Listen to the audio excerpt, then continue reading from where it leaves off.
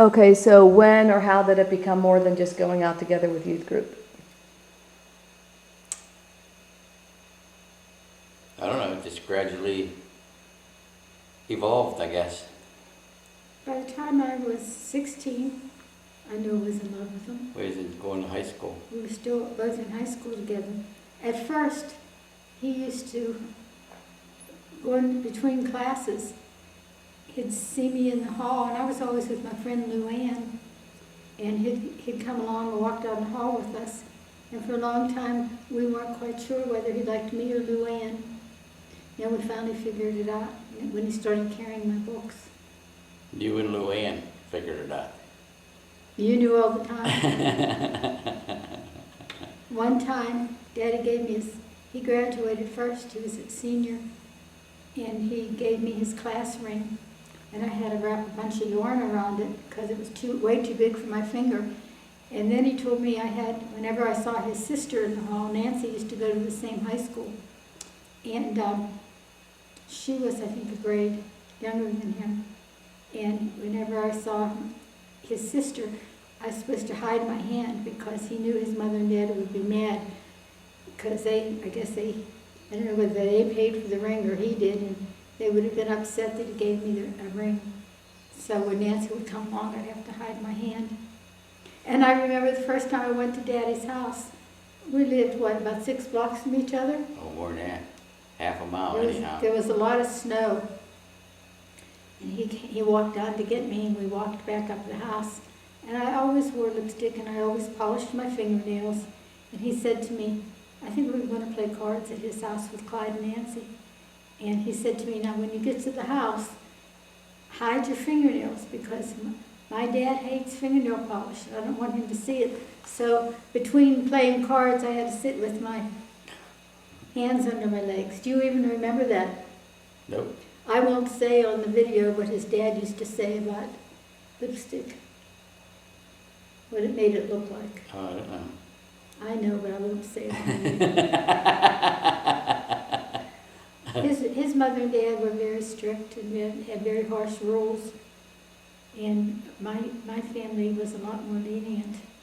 But he wasn't allowed to play ball on Sunday, go to a movie on Sunday, or do anything on Sunday. And yet I don't think your mother and dad went to church, did they? Well, they took us to the Methodist church down They there. took you, but did they go? Yeah, every once in a while Dad went. Every once in a We while. sat in the second row in the But same place all the time. But his dad's mother, Mary Moore, she was a very strict Methodist. She wouldn't allow beer in her refrigerator or any alcoholic drinks in the house. And I really think she was the one that prayed for Grandpa Moore to get saved, don't you think? I would think. So you guys have been married for 50 years plus? 54 years, it'll be 55 years. So what's the This key year. to a happy marriage? Compromise and loving each other and dedication. I never loved anybody else. Daddy was the only one boyfriend I ever had. I went out, I think, one time with Bob Russell. He liked me too, and I was, the time before I fell in love with Daddy, I was trying to decide which one I liked better, but Daddy won out.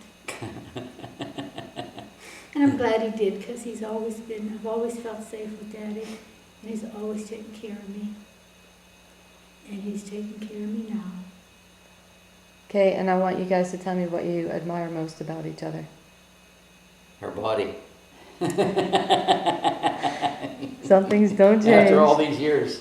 Can't you be serious? I am serious. That's the only thing you like about me? No, it ain't the only thing.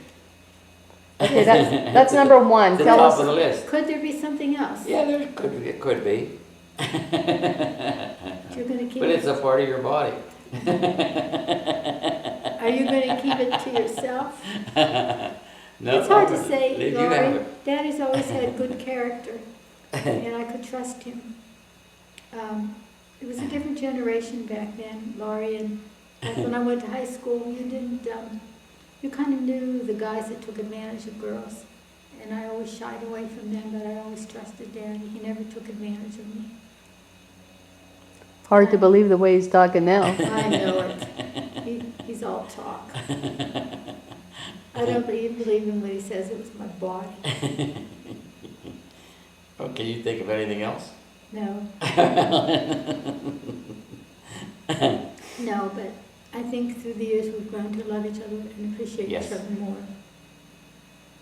Especially as we grow in the Lord. In the early days of marriage, almost all couples are selfish and want what they want. And you fight a lot over the kids when they're little, and when they get in trouble, Daddy was always more strict than I was, and I would feel bad when he would be too strict with you guys. In fact, I was very glad he worked most of the time, and I had you guys most of the time, because sometimes Daddy flew off the handle before he knew what the situation was. And I used to feel bad for you kids. But as we both grew in the Lord, and especially when we moved to Las Vegas, Daddy never spent much time with you kids because he always had 2 or 3 jobs. He always had a backhoe and a high lift, and he was putting in, sewers and septic systems, water lines. And he was fire chief for about 10 years. And he was selling home. We were living in a foundation. I had you kids all to myself. So Daddy didn't have time with you kids. But when we moved to Vegas, he had his job and he had his family. He didn't have a fire hall. He didn't have those things. And we shared a boat with a neighbor. We used to go to Lake Mead on the weekends. And Daddy got to know you kids. And we made a pact that when we would move back, he would no longer get involved with the fire company, and I would cut back on my involvement. And we would really pray to God for our priorities, and we became a much closer-knit family. What was I like as a kid? You had a very hard head. You better specify who you're talking to, because in this movie, Laurie was very rebellious. If I said it was black, she said it was white. If I said it was day, she said it was night. Even when she was a toddler, when she was like 1.5 years, 2 years old, the other kids, when they were little, if they would go to monkey with the TV sets and push buttons on the stove and stuff, all I had to say was, get away from there. And they would get away from there. I would say to Laurie, get away from there, and she would get closer to it. I would holler at her, and she wouldn't pay any attention to me. Then I used to get out the pancake turner and smack her on the bum. And she would still defy me. And then I was afraid I was really going to hurt her, so I stopped getting out the pancake turner. But she was very rebellious. You sure you want to continue this? From the time she was little. And then she met Joni, I think in 7th grade. And I guess she used to tell Joni all these bad stories about me. And the first time Joni met me, she looked at Laurie and said, Laurie, this is your mother? She couldn't believe that I was the same person Laurie told all those stories about. But then through the years, Laurie went out on her own, and she accepted the Lord, and her whole heart changed, and now we're the best friends. She calls me all the time, she takes care of me. I love her very much, and she turned from that rebellious person to a very soft-hearted, sensitive person that loves the Lord. And only the Lord can do that for people, and I thank Him for doing it. He did the same thing for Dickie. I think Sally and Bonnie were born with softer hearts. They weren't. Bonnie was born good. She never did anything bad. She was a sweetheart. She just was born good. She was a child of God. Sally wasn't bad, but she was more active and a little bit more mischievous. But Dickie and Laurie were very strong-willed children and wanted to do their own thing. But thank God, the Lord changed them both. And I love them all dearly. Anything else you guys want to say?